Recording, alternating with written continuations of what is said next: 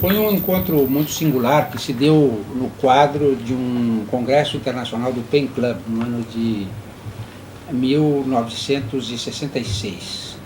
Foi um congresso muito importante, aquele congresso em que o Pablo Neruda foi aos Estados Unidos, né, é um poeta comunista, e vários escritores latino-americanos, Vargas Llosa, o crítico Emir Rodrigues Monegal, poetas importantes, como Nicanor Parra, por exemplo, a Vitória Ocampo, que era a grande dama, aristocrata da literatura argentina, que aliás em público se reconciliou com o Pablo Neruda nessa ocasião. E o temário era um temário. Eu participei de uma mesa redonda cujo tema era o escritor na era eletrônica, dirigida pelo Marshall McLuhan e pelo Buckminster Fuller. Mas, paralelamente a isso, o Monegal, que era um grande crítico e professor de Yale, de origem uruguaia, ele bolou um encontro, uma mesa redonda com os escritores latino-americanos presentes, que eram vários. E o Rosa pretextou qualquer coisa, que não estava bem, não quis participar do encontro, mas ficou no auditório assistindo. E, como estávamos de brasileiros, éramos o Rosa e eu acabei, embora eu já tivesse tido contato com ele, porque eu escrevi sobre o meu tio Iauaretê, eu não tinha tido nenhum contato assim mais íntimo. E lá, naquela ocasião, dois escritores brasileiros juntos, num determinado contexto, e o Rosa, curiosamente, embora fosse um diplomata, fosse uma pessoa de larga experiência internacional, um embaixador, ele era uma pessoa, ele tinha uma certa timidez mineira. E eu sou de temperamento diferente, eu sou uma pessoa de temperamento expansivo, meio barroquizante, eu já fiz amizade com vários escritores, etc. E o Rosa estava meio sossegadão ali no canto dele. E houve um piquenique, assim, de uma espécie de confraternização entre os escritores presentes em todas as partes do mundo, da África, da Ásia, da Europa. O Arthur Miller era o presidente do Pen Club americano, que foi a entidade que me convidou. E eu estava vendo ali, foi a minha primeira vez que eu fui a Nova York, eu estava olhando, deslumbrado aquela paisagem mondrianesca de Manhattan, na Baía de Hudson, e o Rosa me chama à parte, me segrega ali daquele grupo todo, e começa a conversar comigo. E eu tinha dado a ele, no dia anterior, exemplares da revista Invenção, dois exemplares, onde eu tinha publicado os primeiros fragmentos das minhas galáxias, que hoje estão editados em forma de livro, tem um CD. E havia, nessa primeira publicação, um pequeno prefácio, que depois eu não incluí, porque achei dispensável, que tinha o título 2 dedos de prosa sobre uma nova prosa. E nesse prefácio eu dizia que aquele livro era um livro que eu ia fazer de uma maneira inconvencional. Ele ia ser um livro não costurado, com as folhas soltas, numa caixa, e que poderia ser lido em qualquer ordem, porque cada página daquele livro, que no fim terminou em 50 cantos, um longo poema, hoje eu vejo mais como um longo poema, ou prosa poema de 50 cantos, cada uma daquelas páginas, como uma mônada, ela continha o livro inteiro e tinha a sua singularidade, era diferente de qualquer outra, etc. Aí, quando eu vou conversar com o Rosa, ele me chama, a primeira coisa que ele me diz é o seguinte: você me deu aquelas revistas, você não sabe o que você tem na mão. Eu falei, mas como assim? Ele falou, aquele texto é o demo. Ele falou assim, aquele texto é o demo. Eu falei, mas por quê? Porque, não, aquele texto é o demo. Você soltou o demo naquele texto. Eu falei, bom. Daí ele disse, olha, mas tem uma coisa, não provoque demais o demo. Não faça o livro de folha solta, faça um livro comum, já basta. O demo já está lá, não precisa criar mais. E eu pensei, disse, bem, o Rosa é um grande escritor, eu admiro muito o Rosa, um grande inventor da linguagem, mas ele tem um gosto visual, plástico, bastante convencional. Eu era uma pessoa ligada ao movimento de poesia concreta, que tinha sido lançado no mesmo ano do Grande Sertão, em 56. Comemoramos 40 anos este ano, desde a Exposição Nacional de Arte Concreta. E estava ligado às experiências mais radicais, no campo da tipografia, no campo da pintura. E as capas dos romances do Rosa, feitas pelo Poti, de um certo gosto regionalista, uma coisa meio portinaresca. Disse, bem, eu não vou ouvir esses conselhos, que são conselhos que partem de uma visualidade tradicional, e eu tenho outro projeto. Daí eu respondi para ele assim, de uma maneira meio desacralizadora, não, eu vou fazer isso porque eu sou um kamikaze da literatura. Ele ficou meio assim, né, e ficou assim, não fez outro comentário. Daí começou a me falar sobre o demo. Parece que aquele dia ele estava particularmente endemoniado. E me disse várias coisas. Uma delas, que eu lamento não ter tomado um apontamento naquela questão, mas uma delas, ele estava me falando do processo de composição dos textos dele, em particular do Grande Sertão. Ele diz assim, olha, quando me vem o texto, eu fico nu, rolo no chão, luto com o demo de madrugada no meu escritório, e depois, contexto, naquele impacto eu escrevo, naquele impulso eu escrevo. Eu já comecei a ver que o homem, aquela coisa que ele falava do demo, não era uma metáfora, era uma coisa que ele trazia realmente, presencialmente, quase que encarnada. Ele suscitava um demo, assim, sei lá.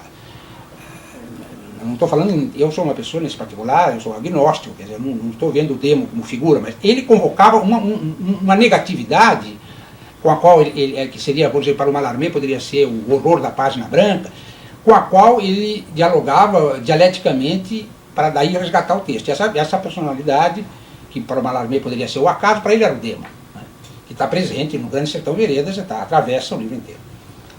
Daí continuou falando coisas, isso tomou praticamente o tempo da coisa. Eu mal pude tomar uma caixa de vinho branco, tinha uma mesa lá de guloseimas, de comes e bebes, que eu também praticamente, aquela altura, hoje tenho um problema de diabetes adquirida, mas naquela altura eu era patagoela, numa mesa daquelas eu produzia verdadeiramente uma devastação. Eu não pude, porque o Rosa estava ali, e eu cada vez mais elevado naquela coisa, e aquele clima demoníaco.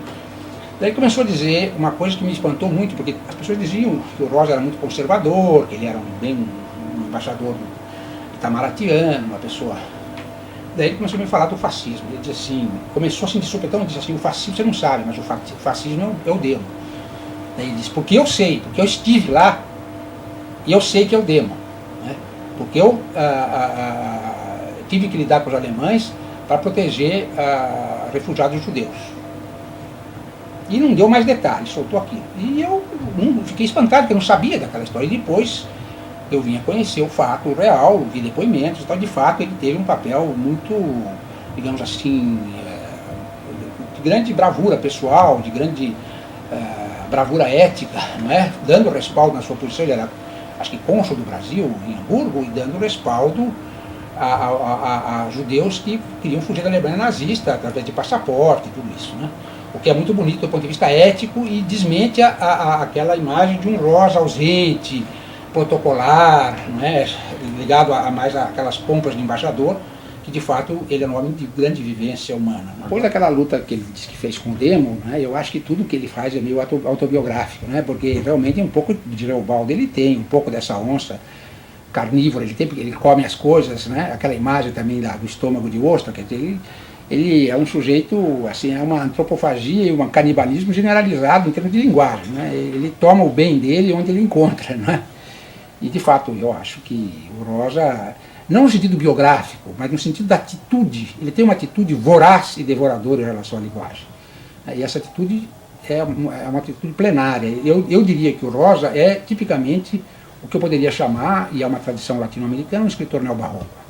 A profunda vocação barroca da literatura e das artes plásticas brasileiras e da música, basta ver o barroco mineiro, né, o barroco mulato, como se chama, essa constante barroco, que é uma das constantes fundamentais da literatura brasileira. Existe uma outra, que é o estilo despojado, o estilo reticente, que é a grande tradição do Machado de Assis, ou a tradição geométrica de um João Cabral, né, e mesmo de certos aspectos da poesia concreta.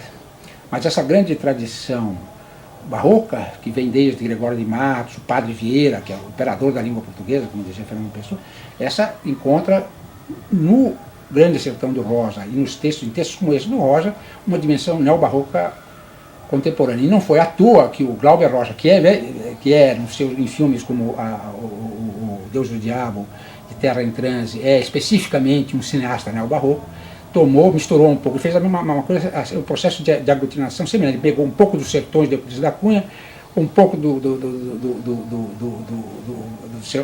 Grande Sertão do Guimarães Rosa, um pouco de Godard, um pouco de Eisenstein, e aquela invenção que ele tinha, natural, da capacidade cinematográfica dele, que, como ele dizia, eu sou o cinema novo, e fez o que fez, na verdade, um filme belíssimo, né? E neobarroco. Ninguém pode dizer que não sei aquelas imagens todas, né? Eu sou um homem muito urbano, né? Eu sou sou paulistano, eu me sinto bem em Nova York, me sinto bem em Paris, nas cidades urbanas. Eu sou urbano. Se eu for para o interior, ficar 2 dias, aquele silêncio, eu moro numa rua que tem perto da PUC, que tem ruído, tem curso noturno. Então, se eu for para o interior e fico 2 dias no interior, aquele silêncio total me deixa nervoso, eu começo e não aguento. Não dá, quer dizer, não, eu preciso da coisa urbana. Então, realmente não sou vocacionado para... mentalmente até que gostaria muito de conhecer aquelas veredas e aquele setor. Eu realmente conheci o personagem, aquele personagem, o vaqueiro, porque eu estive uma vez em Cordisburgo, né, e lá estava vendo na casa do Roger uma exposição de fotos, de objetos do Roger, e de repente me aparece uma personagem que parece que sai de uma foto, que tem foto do tamanho natural, quase, e sai o próprio, como é o nome dele, aquele... Manuelzão. Manuelzão sai da sua foto, ele industriosamente, ele fazia isso, eu acho que para, naturalmente, receber alguma gratificação dos visitantes, mas você estava olhando, de repente ele saía, ele estrategicamente estava meio atrás lá da sua foto, saía e você via aquele homem ali se materializar, daí ele contava que ele era aquele personagem, etc, etc. E a casa onde o Rosa nasceu já é muito pitoresca, até a cidade, veja bem que a cidade já tem um nome rosiano, é Cordisburgo, é um padre que inventou esse nome, é o Burgo do Coração, latim, português, né? Cordisburgo. E o pai do Rosa, não me lembro, ele tem um nome, que é um desses nomes compostos. Como é que é? Flor do Ardo. Flor? Flor do Ardo. Flor do Ardo, você vê, é um personagem do Roger, ele estava já biograficamente, um homem que nasce em Cordisburgo, o pai Flor do Ardo, quer dizer, ele tem que inventar, Reobaldo, Liobaldo, Baldio, e coisa desse tipo, quer dizer, de fato, ele estava predestinado a isso, na verdade, até pelos biografemas e pela topografia do tal Burgo, e Burgo, inclusive, não é uma palavra, é uma palavra de origem alemã, de origem, não é, francesa, eu acredito que não seja uma palavra original do português, talvez de uma fonte latina, mas enfim, de qualquer maneira, é já uma palavra que se usa num certo contexto mais cultivado, um burgo você falaria em determinados momentos, né? E Cordisburgo, quer dizer, de fato, só podia ser uma cidade onde o Rosa nasceu de um pai com um nome que é um poema rosiano, né? E vai morrer do coração, aliás, por uma má causa, porque discurso de posse na Academia Brasileira de Letras, que é uma instituição mundana, que nada tem a ver com a literatura, uma coisa decorativa, eu fico espantado como é que uma pessoa mete, eu não sei se é fardim e espadão, ou espadinho e fardim, não sei se é espadão e fardim, ou fardim e espadão, porque de fato as coisas são reversíveis, é como dizia o Oswald de Andrade, uma cartola nasce elegante. Eu não acredito, inclusive, que o Rosa tenha morrido por causa disso. Parece-me que eu ouvi dizer que havia uma profecia, uma cartomante, alguém que ele ouviu, que disse que no dia que ele fosse recebido solenemente em alguma cerimônia, ele tomasse cuidado, retardasse o momento em que ele fosse receber essa homenagem, porque ele poderia morrer. E parece que ele levou bastante tempo para tomar posse, né? Porque ele tinha medo que a tal cerimônia fosse a cerimônia de posse da academia, né? E de fato, em seguida morreu. Né? E de fato, uma pessoa como Rosa morrer por uma coisa tão trivial, é melhor morrer como Goethe, que é uma personalidade. O Rosa é uma personalidade goetheana, porque é um grande senhor, um embaixador, uma grande personalidade, né? Só que o Rosa morreu, até se pode dizer, precocemente, deveria ter muitos anos mais de vida, e o Goethe morreu aos 82 anos, depois de terminando de escrever as últimas linhas do segundo Fausto, e pedindo mais luz, né? Licht. Essa ideia, de fato, da vanguarda ou da retaguarda, é uma ideia que esses termos expressam assim, bastante precariamente, que são metáforas militares, mas não há outra maneira de enfrentar essas formas. De fato, eu tenho uma ideia de vanguarda que não exclui a ideia de tradição. Quer dizer, a literatura nova dialoga com o melhor daquilo que existiu na literatura do passado. Eu não é à toa que sou um tradutor de literatura de várias línguas e tradições, que estudo línguas para efeito de traduzir literaturas e poetas não apenas modernas, desde a Bíblia hebraica e a poesia homérica até a poesia clássica chinesa, mas o Rosa creio que era uma personalidade que partilhava dessa ideia, como outros grandes escritores da nossa época, como por exemplo o Joyce ou o Pound, que são escritores cuja obra de por exemplo, não há por acaso o livro, o romance famoso do Joyce chama-se Ulisses, porque ele reescreve a Odisseia Homérica no enclave urbano de Dublin, né, transformando Ulisses num judeu irlandês, Bloom, né, que refaz em termos assim, paródicos a viagem, o périplo de Ulisses, só que refaz esse périplo num dia só, até o Ulisses tem a duração de um dia. Então eu acho que o Rosa era ao mesmo tempo um clássico da língua e um escritor, inventor de ponta, né? E com essa característica, como ele tinha um grande poder linguístico, ele às vezes fazia coisas que parecia que ele estava inventando, ele estava simplesmente ressuscitando palavras que existiam sepultas no léxico tradicional, riquíssimo da língua portuguesa, que hoje em dia é cada vez menos reconhecido, que as pessoas não têm mais leitura de clássicos, as pessoas vão direto à comunicação visual, televisão, etc. E não vão aos textos. Né? E o Rosa tinha um vocabulário imenso. Então, por exemplo, quando ele fala a palavra tutameia, parece uma palavra montagem oceana. Né? E, no entanto, é uma palavra que existe. Você pega, por exemplo, estudos de filologia do João Ribeiro, essa palavra vem de tuta e meia. É uma palavra que existe na nossa língua e que tem essa forma abreviada, sincopada, tutameia, significando uma ninharia. Né? Então, aquilo que parecia uma invenção do Rosa é uma sábia reatualização de uma palavra morta que ele repõe no tesouro da língua. É a mesma coisa nonada. As pessoas pensam que ele fez uma montagem de não, no, nada, e de fato não é isso. Nonada existe tanto no português como no espanhol. Né? Significando uma coisa de nada. Né? Só que o Rosa dá a esse nonada um peso metafísico, porque é um nonada visto naquela situação metafísica de um sertão, onde o jagunço é uma espécie, o Reobaldo é uma espécie de personagem que está em permanente luta com o demo. Né? Aquilo que o Rosa disse que fazia como escritor, o Reobaldo realiza. Né? Na sua vivência do sertão, é uma espécie de filósofo sertanejo, sempre as turras com o demo e extremamente, vamos dizer assim, assustado consigo mesmo, na medida que ele aparentemente está amando um personagem masculino, quer dizer, dentro daquela ética machista e varonil do jagunço, o fato de ele sentir amor por Teodorim, que só se revela mulher no final, na verdade, é alguma coisa que o incomoda profundamente, que o faz sentir a presença do demo, através daquela coisa que lhe parece não natural, né? Dentro daquela concepção, vamos dizer assim, varonil e masculina, numa sociedade máscula do jagunço. É um erro a pessoa pensar que o Rosa é um escritor regional. Como fez a leitura que foi feita por muito tempo pelo crítico Wilson Martins, que é caracterizadamente um crítico muito conservador, e que nunca entendeu a linguagem do Rosa, não é? Porque ele achava que o Rosa era um bom escritor regionalista, que tinha sido mal conduzido, na verdade seduzido pelas experiências de vanguarda, e estava fazendo pesquisas vocabulares, experimentos de linguagem que descaracterizavam exatamente a sua capacidade de contador regionalista, etc., na linha de um Simões Lopes Neto e de uma certa tradição brasileira. E, na verdade, não é nada disso. O Rosa era um escritor que juntava o regional e o universal de uma maneira extremamente sofisticada e, às vezes, fazia com que determinadas palavras estrangeiras parecessem até deformações caipiras. Por exemplo, ele disse que um determinado personagem é smart, só que esse smart é o smart, inglês, adaptado a uma pronúncia do interior de São Paulo, não é? Ou do interior de Minas, né? E outras, ou coisas outras, como, por exemplo, ele inventa uma determinada frase, você pensa que aquilo é uma criação dele, então num nu os adversários se engalfinharam, né? Não é bem assim, mas a palavra num nu existe, a expressão num nu, e você vai ver, é uma tradução que ele faz direta do alemão, onde existe essa frase in nu, significando num ato, num momento, e traduz isso diretamente para o português, e nós pensamos na palavra nu como nudez, e aquela coisa de nu, qualquer pessoa entende, sem explicação de dicionário, que aquilo significa num repente, num momento, num ato. Aquela ideia de nudez parece uma ideia distante, de coisa assim, de mostração instantânea. Né? E essa é a sabedoria que ele tem. Né? Ele faz isso, ele tem um adjetivo soposo que ele faz, que é o alemão de gíria supis, quer dizer, uma coisa que ele simplesmente traduz para o português, soposo, no sentido, e você pensa que é uma coisa que ele inventou assim, né?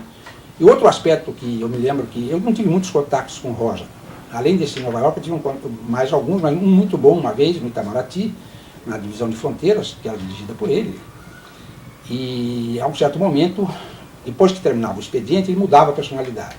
Ele passava a falar dele próprio na terceira pessoa, mas não por vaidade, não, é por uma espécie de respeito que ele tinha, uma objetivação que ele fazia da sua própria obra. Então ele dizia, o Rosa faz isso, o Rosa faz aquilo, e tendo tempo mudava o registro dele, ele passava a falar nele próprio em terceira pessoa. Então ele dizia, dizem que o Rosa é regionalista e coisa e tal, e daí ele ria, dava uma risadinha muito, assim, uma risadinha assim, bem típica dele.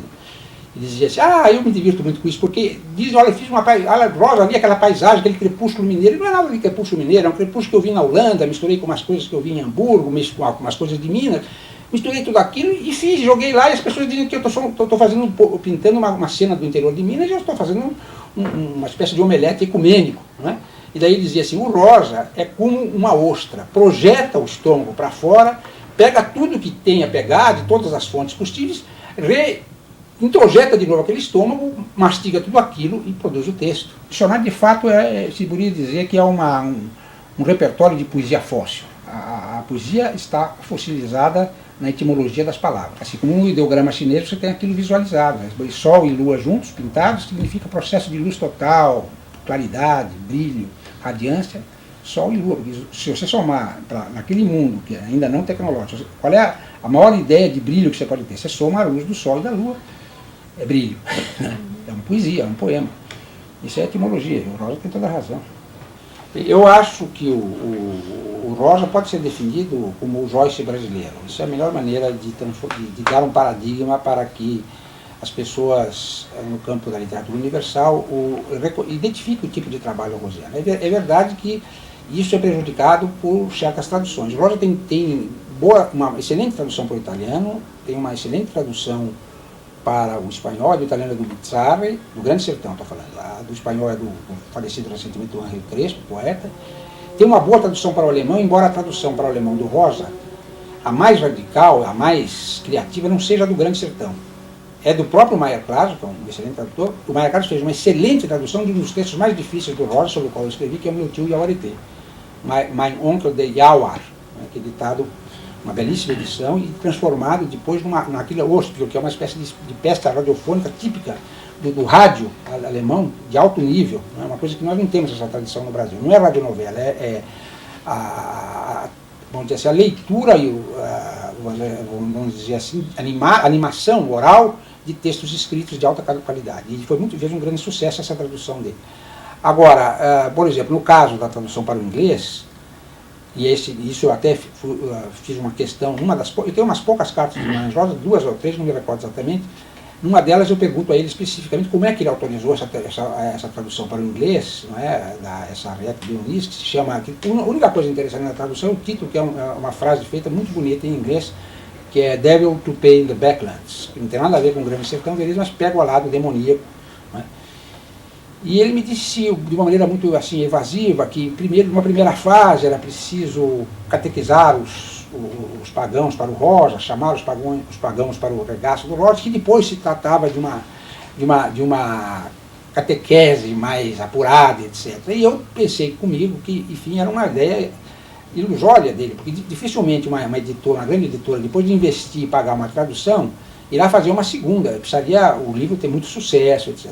E, de fato, a tradução para o inglês do Rosa elimina todas as partes de elaboração de linguagem, vira uma espécie de western spaghetti, quer dizer, uma banana western, né? Quer dizer, você não... Por que um escritor americano conhece o português ou o inglês, que lê aquilo, não entende por que a gente chama o Rosa de Joyce, porque ali o que tem é um roteiro de western italiano. Eu não acredito numa verdade, assim, como original. Eu acho que a verdade é uma construção do espírito humano, não é? A verdade é uma criação, ela é construída historicamente.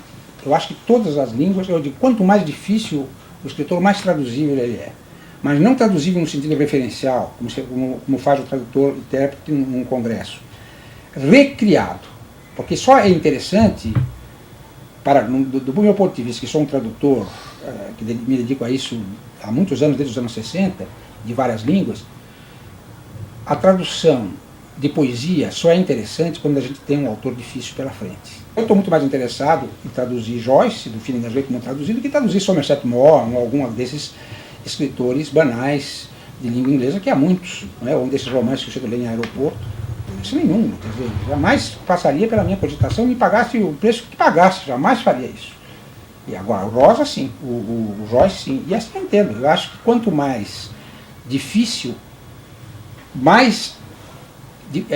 quanto mais difícil a tradução no plano do que seria uma tradução referencial de tradutor-intérprete, quando se trata de uma obra de arte verbal, mais traduzível, transcriável, reinventável é para o poeta tradutor, para o artista tradutor. Não é? Isso eu acho que é uma atitude, um ponto de partida fundamental, aliás, do qual eu parto todos os trabalhos de tradução que tenho feito, que eu prefiro até chamar de transcriações. O tradutor, isso é um ponto de vista que vem da teoria da tradução de um grande ensaísta alemão, um judeu alemão contemporâneo, que suicidou-se perseguido pelo nazismo, que é o Walter Benjamin, que hoje está muito em evidência. Ele tem um trabalho fundamental do 25, se alguém me recorda, a data, sobre a tarefa do tradutor. E nesse trabalho, ele citando a opinião de um outro autor, ele diz que em vez de que os tradutores, de um modo geral, fazem uma coisa errada. Em vez do tradutor, por exemplo, está falando de uma tradução de uma língua qualquer para o alemão, em vez do tradutor tentar germanizar o sânscrito ou germanizar o grego, deveria helenizar o alemão e sanskritizar o alemão, quer dizer, fazer com que a língua se submetesse ao sopro violento da língua estrangeira para expandir os seus horizontes. E isso é que deve ser feito na tradução. É isso que o Rosa fazia na sua linguagem. O escritor e o tradutor estão constantemente em processo de alargar as fronteiras da língua, não é? Nesse particular, o Rosa, por exemplo, lançava muito todos os recursos que tinha. Eu já citei exemplos que ele usava de palavras estrangeiras que praticamente transformavam naquele momento o português em alemão, não é? Ou em inglês, não é? E, além disso, fazia também isso no plano da sintaxe, de certas organizações sintáticas, etc. Não é? Então, esses procedimentos de transgressão visam a ampliar as fronteiras da língua, fazer com que ela vá a extremos limites, não é? Abalada pela força da língua estrangeira. E essa é a grande tarefa da tradução, ampliar o horizonte da língua de chegada, ao contato e ao sopro violento da língua estranha. Essa é a postura que me parece parelha. Quem coloca muito bem isso é um grande escritor cubano, o Lessama Lima, que é um outro neobarroco, tem um romance chamado, o título do romance é dado em italiano e aclimatado ao espanhol. Em vez de dizer paraíso, como diz em espanhol, seria paraíso, ele diz paradiso, tomando do Dante diretamente. E ele tem uma frase que conceitua a opinião dele em relação à atitude do escritor, do artista.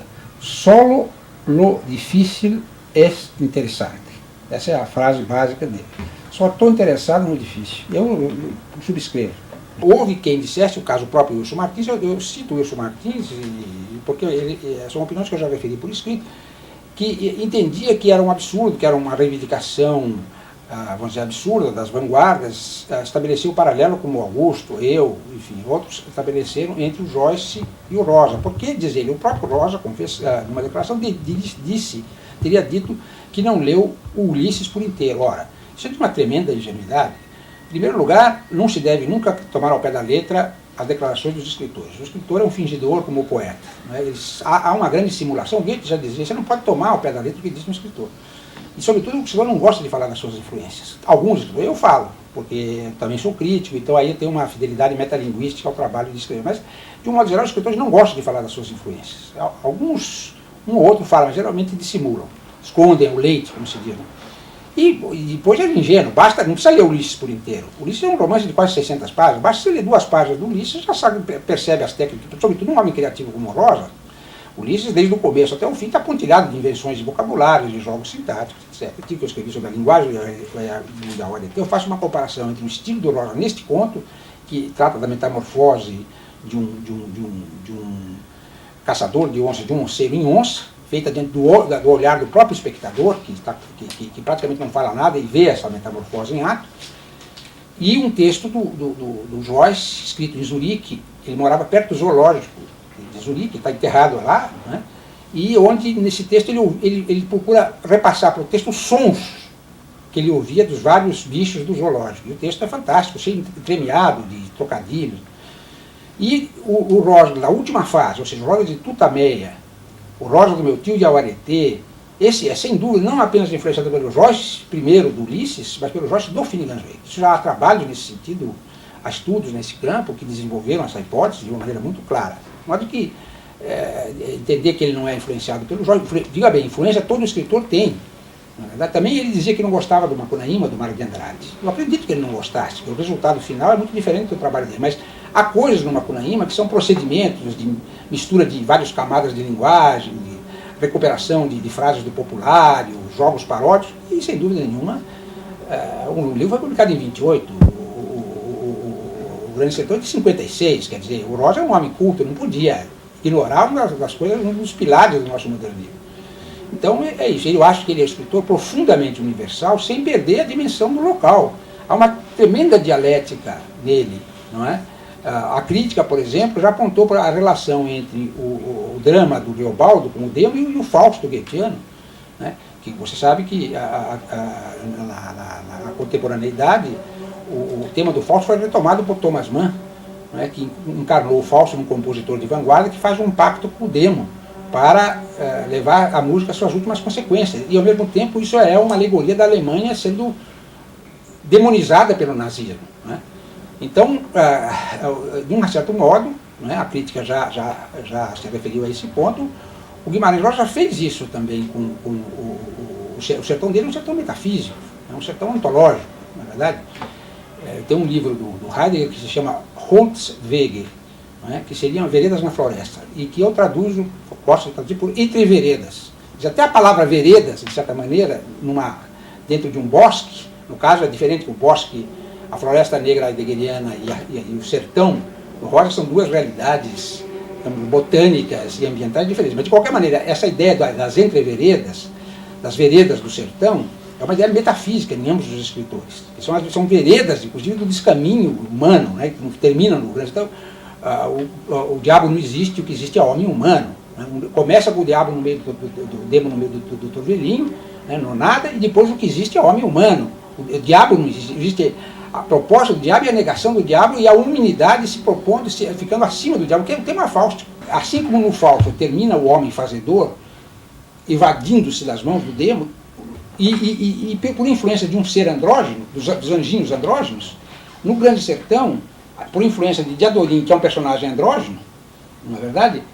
O homem humano pode, afinal, afirmar o diabo não existe, o que existe é o homem humano. Quer dizer, a factividade humana que é o tema final do Grande Sertão, mais do que toda esse enredo místico que existe, metafísico, mas acaba sendo proposto à humanidade, né? O fazer do humano, a façanha humana acaba sobrelevando, e por mediação de um ser andrógeno. Quer dizer, não por acaso existe esse paralelo muito curioso com o Fausto. Eu concordo com o Antônio Cândido. Realmente, o Grande Sertão é um mundo no seu sentido mais amplo. A ideia do livro como universo, a ideia do cosmos contido no próprio livro, né? Agora, eu acho que essa cartografia, ou essa topografia do Grande Sertão, sem dúvida poderá ser recuperada por alguém que acompanhe as anotações do Rosa. Ele tinha aquelas cadernetas de viagem, ele era médico, não é, do interior de Minas. Eu acho que com as referências se pode lá, há quem tenha tentado reconstituir em termos fotográficos a viagem do Rosa. Agora, provavelmente não vai coincidir exatamente, é um mapa que é alterado pela fantasia, pela imaginação, não é? Porque, de fato, aquele sertão é um sertão metafísico, né? E este filósofo, Max Benzer, que tem um livro sobre a inteligência brasileira, em que ele se ocupa, entre outros da Clarice Lispector, do Rosa, de vários artistas plásticos, Volpe, Lígia Clark, enfim, Bruno Jorge e tal. Ele vê no Grande Sertão que ele cita um filósofo alemão, Leibniz, que tinha uma preocupação com como se poderia justificar a bondade de Deus num mundo onde a gente vê o triunfo constante da maldade, etc, etc. Então essa justificativa filosófica da bondade de Deus ou da correção da providência divina tem um nome que vem do grego, que é theodiceia, de que é justiça, a tentativa de rastrear a justiça de Deus, de procurar saber por que Deus escreve certo por caminhos tortos, né? É uma especulação filosófica, isso já está antes do pensamento filosófico ocidental, já é uma especulação que vem do livro de Jó, onde Jó se rebela contra a injustiça de determinados atos que Deus comete contra ele, sendo inocente, assim por diante. E ele diz que o caso do Grande Sertão é exatamente o caso de uma teodiceia, onde, através do Demo, o que é justificado, finalmente, é a providência divina, porque as coisas, no fim, acabam por si. Aquele redemoinho final acaba por se consertar em uma figura mais harmoniosa com o final, com o Reobaldo já dizendo que o diabo não existe, que existe um homem humano. Eu faria até uma ressalva, eu diria que não é bem mais então uma teodiceia, não é? Teo, Deus, é uma antropodiceia, porque na realidade o que existe é o homem humano. Quer dizer, não é tanto a celebração do divino, mas a celebração da dimensão da humanidade, na sua capacidade de vencer as veredas da danação, que eu acho que seria o grande recado humanista e final do Grande Sertão Veredas. Sem dúvida existe a dimensão da viagem, Quer dizer, Ulisses, basicamente, o que ocorre na Odisseia é a dimensão da viagem. Quer dizer, a volta de Ulisses querendo se reintegrar em Ítaca, não é verdade? No seio de Penélope. E todos os acidentes que essa viagem sofre, como é que todos os perigos que ele tem que vencer e passar, desde o canto das sereias, todos os outros problemas que ele sofre, para voltar a Ítaca e ao regaço da Penélope, que o está esperando, tecendo um tapete infinito, que ela tece de dia, desmancha de noite, etc. Eu acho que existe essa dimensão odisseica, ulisíaca, no Grande Sertão, na medida em que aquilo envolve toda uma viagem, e uma viagem ponteada de feitos, de lutas. Porque outra coisa importante do Homero é que a Ilíada, a Odisseia, na realidade, é uma continuação da Ilíada, é a volta, depois da vencida Guerra de Troia, como é que Ulisses volta a Ítaca. Mas a Ilíada é um poema pontilhado por guerras, né? A primeira palavra da Ilíada é Menes, a ira de Aquiles. A primeira palavra do poema máximo da literatura ocidental é ira, o que diz bastante sobre a natureza humana. Quer dizer, a ira de Aquiles é o tema básico da Ilíada, e essa ira se traduz em embates de todo tipo. Quer dizer, a grande riqueza da Ilíada são essas fantásticas cenas de batalha, por exemplo, a luta de Aquiles com o Heitor, que é um principal herói de Troia, enfim, todas aquelas batalhas campais extraordinárias que tem assim, que ele descreve desde as armaduras até o fragor das armas, as peripécias todas, e que tem um sentido de um dinamismo verbal muito grande, e onde não há muita subjetividade, quer dizer, não há investigação psicológica, existe o mundo dos fatos, das coisas que se embatem, etc. E isso, no Rosa, ganha dimensão metafísica, porque existem todas aquelas lutas de jagunços, mas o jagunço do Rosa é sempre um jagunço, diferentemente do herói homérico, que quase não para fazer uma reflexão. O herói, o jagunço rosiano, é um herói problemático, que está sempre metafisicamente interrogando se aquilo não é uma cilada do demos, o que existe por trás daquilo, que fica assediado por aquele estranho sentimento de amor por uma personagem que é mulher e homem ao mesmo tempo, que só vai se revelar mulher no fim, depois de morta, não é? Quando tudo que haveria, entre aspas, de pecaminoso naquele amor já tinha produzido seus efeitos na alma do Reobaldo, que se sente um pactário, que se sente, aquele amor que ele sente é como se ele tivesse vendido a alma ao demo, não é? Então existe essa dimensão épica, o epos, o confronto épico, e existe, porém, num plano que eu chamaria de metafísico. Uma das coisas mais radicais do Rosa é um trabalho dele, que foi publicado pela primeira vez, se não me engano, na revista Senhor, e foi ali que eu li, e depois foi incorporado na publicação das terceiras histórias póstumamente, e que se chama Meu Tio o Iaoretê.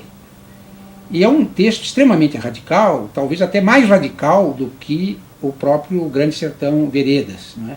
Aparentemente escrito posteriormente ao Grande Sertão, embora haja quem diga que aquilo já era de elaboração, vinha de uma elaboração anterior. Mas eu acredito que na radicalização da linguagem, tudo indica que é posterior ao Grande Sertão, porque vai mais além do Grande Sertão. E é basicamente a história de um índio, que é um onceiro, ou seja, um caçador de onças, vive no sertão completamente isolado, né, e recebe de repente a visita de um personagem forasteiro, né, que não diz uma palavra durante todo, que na realidade é um diálogo sob forma de monólogo, onde o dialogismo é suposto apenas pela presença do outro, que praticamente nada diz.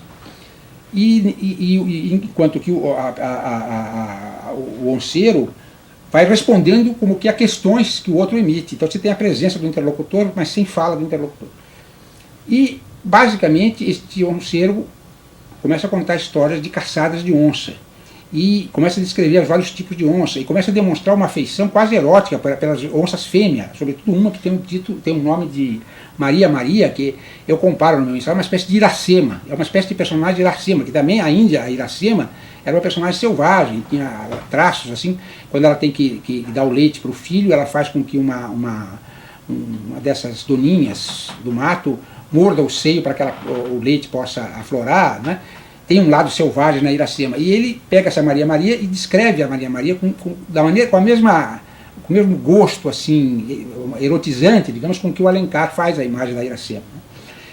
E o interlocutor começa a perceber que aquela afinidade, vendo aquelas histórias de onça, que ele come esse, come aquele, e aquelas afinidades com o mundo do jaguar são tais que, no fundo, aquele cara ali não é bem um homem, aquilo parece ser uma onça. E ele começa a se cuidar, ele tem um revólver, começa a se armar, começa a se preparar para eventualmente se defender. E o onceiro, que já está começando a se transformar em onça, diante dele, percebe que ele já está desconfiado e vai reagir, e emite um rugido final, né, no qual, durante todo essa história, o Rosa sabiamente vai colocando termos de origem tupi. Né? A história começa com Nhen, que o Fernando Henrique redescobriu agora, mas é o Nhenengatu, língua geral, né, da época dos jesuítas. Nhen significa falar, né? Nhen, né? Que parece uma simples interjeição, mas é uma ideia de alguém que está falando. Né? E no final ele diz isso, a última fala, e no imaginário, nessa altura, o forasteiro está com o seu revólver atirando na onça. Ele diz assim: ui, Messê é bom, faz isso comigo não, me mata não, eu macuncoso. Faz isso não, faz não, se me arrou, remoaci, reiucana, seara,